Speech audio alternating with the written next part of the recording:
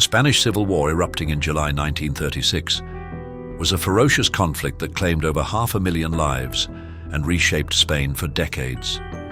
For nearly 3 years, the leftist Second Republic battled a right-wing nationalist uprising led by General Francisco Franco.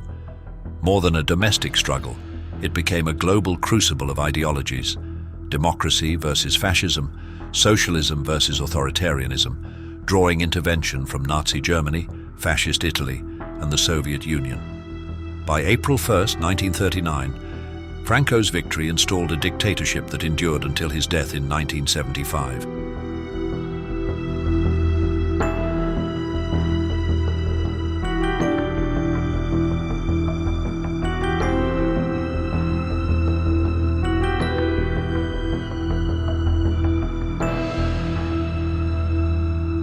Spain's descent into chaos was decades in the making. The 19th century saw its empire crumble, with the 1898 Spanish-American War stripping away Cuba and the Philippines. The early 20th century brought a faltering monarchy under Alfonso XIII, whose rule collapsed in 1931 with the Second Republic's rise. Promising land reform, secular education, and social justice, the Republic ignited hope among workers and peasants, but fear among the elite, landowners, the Catholic Church, and the military. The Great Depression deepened economic hardship, while regional demands for autonomy in Catalonia and the Basque Country clashed with Madrid's authority. By 1936, the Popular Front's narrow electoral triumph over a resurgent conservative coalition pushed polarization to a breaking point. On July 17th, a military coup launched from Spanish Morocco plunged Spain into a war that would serve as a grim prelude to World War II, testing tactics and ideologies soon to engulf the globe. The Spanish Civil War stemmed from profound social and political imbalances. Power had long been concentrated among a small elite, large landowners, industrialists, and the Catholic Church, who resisted even modest reforms. In rural southern and western Spain, particularly Andalusia and Extremadura, agricultural laborers and tenant farmers lived in dire poverty, facing chronic unemployment, illiteracy, and hunger. Land ownership was grossly unequal. Vast latifundia dominated, leaving the landless majority dependent on seasonal work or charity. The Civil Guard, a militarized police force, enforced this order with brutality, quelling protests with gunfire rather than addressing grievances. In industrial centers like Barcelona, Bilbao, and Madrid, workers endured low wages, hazardous conditions, and 12-hour shifts, while rapid urbanization spawned sprawling slums without sanitation or basic services. The Second Republic's proclamation on April 14, 1931, aimed to upend this inequity. Ousting Alfonso XIII's monarchy, it established a secular democracy with ambitious goals: redistribute land, grant regional autonomy, and uplift the working class. To the masses, it symbolized renewal. To conservatives, it threatened tradition and property. The December 1931 Constitution enshrined female suffrage, civil rights, and church-state separation, stripping bishops of political influence and banning religious education, a direct challenge to Spain's Catholic identity. Yet, the Great Depression crippled funding and entrenched powers. The church, army, and oligarchs remained poised to resist. Early reforms like labor laws and secular schools provoked immediate backlash. In May 1931, mobs burned churches and convents, signaling deep cultural divides. Internal rifts weakened the Republic from the start. Leaders like President Niceto Alcalá Zamora, Prime Minister Manuel Azaña, and the socialists clashed over priorities: land reform versus secularism, moderation versus revolution. The June 1931 elections gave the left a landslide, but anarchists, distrusting parliamentary change, demanded faster upheaval. Labor unrest escalated. A summer 1931 anarchist general strike was crushed by the army, leaving 30 dead. In December, a rural protest in Castilblanco, Extremadura, saw the Civil Guard kill a demonstrator, sparking a furious crowd to lynch 4 guards. In January 1933, An anarchist uprising in Casas Viejas ended with a brutal crackdown. 24 killed, including women and children, exposing the Republic's reliance on old repressive tactics and alienating its base. The November 1933 elections shifted power to the right-wing CIDA, led by José María Gil Robles, who adopted fascist rhetoric from Mussolini and Hitler, advocating a totalitarian polity to crush Marxism. Allied with monarchists and Alejandro Lerro's radicals, CIDA won 115 seats, while socialist seats plummeted from 117 to 58 amid anarchist abstention. Governing from 1933 to 1935, they dismantled agrarian reforms, slashing wages and halting land redistribution, particularly in the South, where employers regained unchecked power. Tensions exploded in October 1934, when CIDA secured 3 cabinet posts, prompting leftist fears of a fascist takeover. Socialists, once moderate, turned revolutionary, launching strikes nationwide. In Asturias, a coalition of socialists, anarchists, and communists declared a socialist republic, seizing towns and armories. Lerro summoned General Franco and colonial troops from Morocco, who crushed it with over 1,300 deaths, mass arrests, and torture, methods honed in North Africa. Catalan autonomy was suspended and Gil Robles became war minister, hardening the right's resolve. The February 1936 elections saw the Popular Front, a fragile alliance of socialists, communists, and republicans, eke out a victory. Led by Indalecio Prieto and Azaña, their platform promised amnesty, reform restoration, and secular education. Conservatives, rattled by land seizures and rising violence, over 250 died in clashes by July, saw communism looming. Gil Robles urged army chiefs to block the government, but they hesitated. The July 13th assassination of monarchist José Calvo Sotelo by state police was the tipping point. On July 17th, Generals Emilio Mola and Franco launched a coup from Morocco, igniting civil war. The July 17th coup aimed for a swift takeover but met fierce resistance. Nationalists seized Spanish Morocco, where Franco landed on July 19th, commanding the Army of Africa, Spain's most seasoned force, and a small air detachment. They captured Seville under General Capo de Llano, Cadiz via Generals Varela and López Pinto, and conservative strongholds like Old Castile and Navarre. Yet they failed to take Madrid, Barcelona, or Bilbao, leaving their territories fragmented. Republicans held the industrial east and central cities with 13 million people and most financial resources against the nationalists' 11 million in agricultural zones. The government faltered initially. Prime Minister Casares Quiroga resisted arming civilians and resigned on July 18th. José Giral, taking over on July 19th, armed Madrid's proletariat, empowering socialist and anarchist unions. In Madrid, General Fanjul's rebels holed up in the Montana barracks but surrendered on July 20th after intense fighting with armed crowds and loyal assault guards. In Barcelona, General Godid's uprising was thwarted by July 19th. Loyalist troops and CNT militias crushed it, capturing and later executing him. Similar struggles played out nationwide, with outcomes hinging on local commanders' loyalties. Some sided with rebels, others with the Republic, splitting garrisons and cities. Violence defined both sides.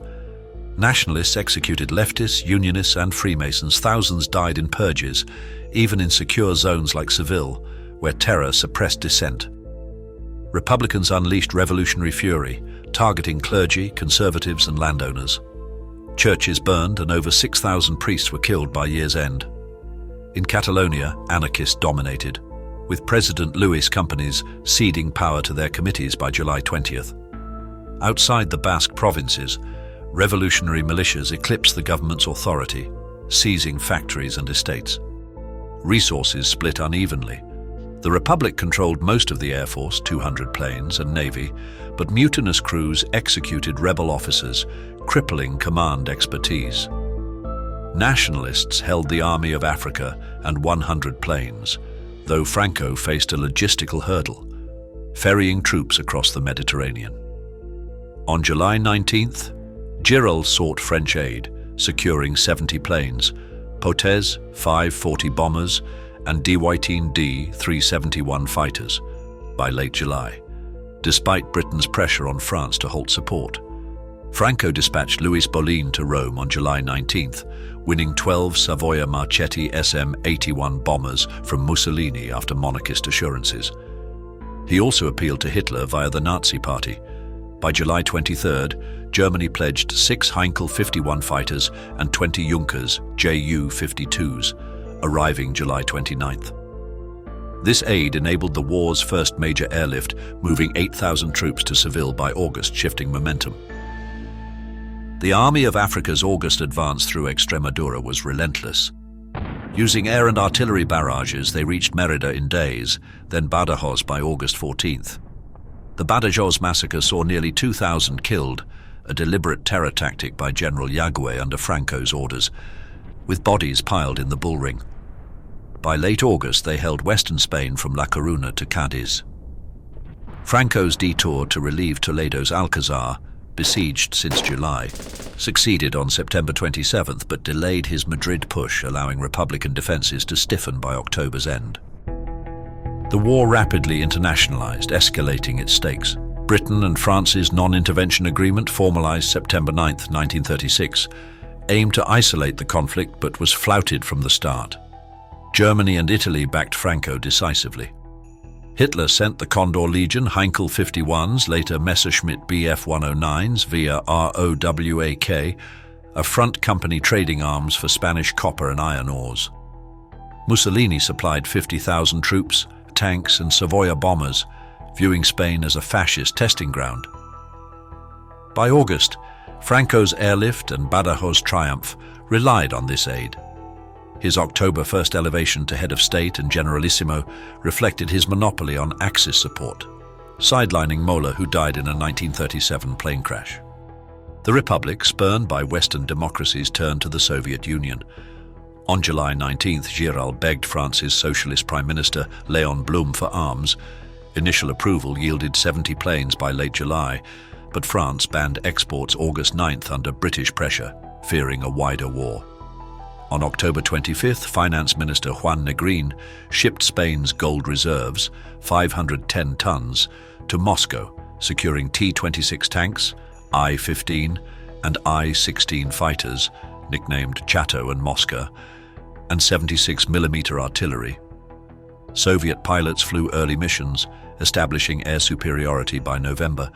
The Comintern's international brigades, 35,000 volunteers from 50 nations, including Britain's Tom Mann Centuria and America's Abraham Lincoln Battalion, arrived in Albacete by October 14th, bolstering Madrid's defense from November 8th.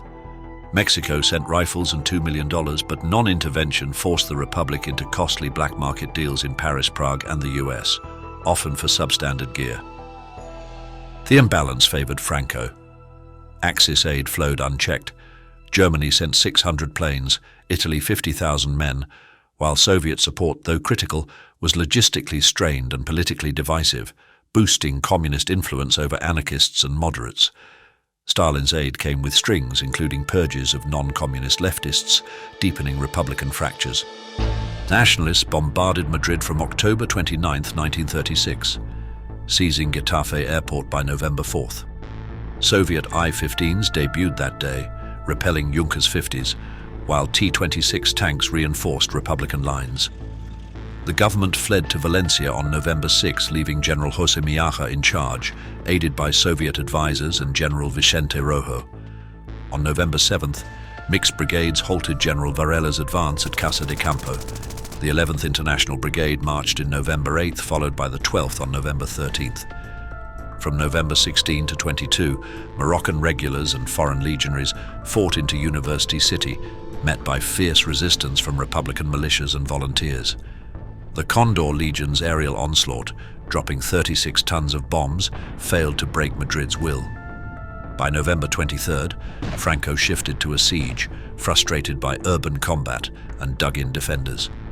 In February 1937, the Jarama Valley clash aimed to cut the Madrid-Valencia road.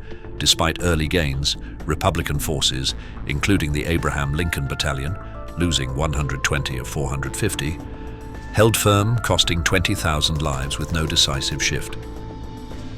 Malaga, an isolated Republican coastal enclave, fell to Italian and Spanish troops on February 7th.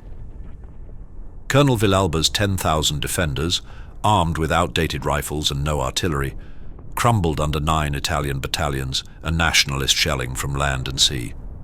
Refugees fleeing east to Almeria, over 100,000, faced strafing and artillery fire, with 3,000 to 5,000 killed or wounded. Mass executions followed, rivaling Badajoz' scale, alarming even Italian commanders. Over 30,000 Italian troops with Fiat tanks and 50 planes attacked northeast of Madrid, taking Brihuega by March 10th. Heavy sleet and mud stalled their blitzkrieg. The Garibaldi Battalion, Italian anti-fascist volunteers, counterattacked March 12th, holding Guadalajara. Losses topped 6,000, exposing Mussolini's commitment and denting his prestige. Mola's campaign targeted Basque industry. On March 31st, the Condor Legion bombed Durango, killing 250 civilians with no defenses, a chilling escalation. On April 26th, Guernica was firebombed by Heinkel 111s and Junkers 52s, with machine guns strafing fleeing residents. Up to 1,000 died, the town centre razed. Bilbao's Ring of Iron broke June 12th after relentless air and naval pressure. The city fell June 19th, yielding steel and coal to Franco and ending Basque autonomy under José Antonio Aguirre. From mid-1937 to early 1939, the war dragged on through brutal campaigns: Brunet, Teruel, the Ebro, and finally Catalonia, each marked by enormous casualties, shifting fronts, and the slow, grinding collapse of the Republic. Political fragmentation within Republican Spain deepened, while Franco's regime solidified into a Catholic military dictatorship. For a full account of these final phases, including the Battle of the Ebro and the mass exile into France, visit our extended essay on Substack. Economically, war cost $1.4 billion. Nationalists owed Germany and Italy, repaid partly via the Blue Division on the Eastern Front. Republican gold, 510 tons, vanished to Moscow.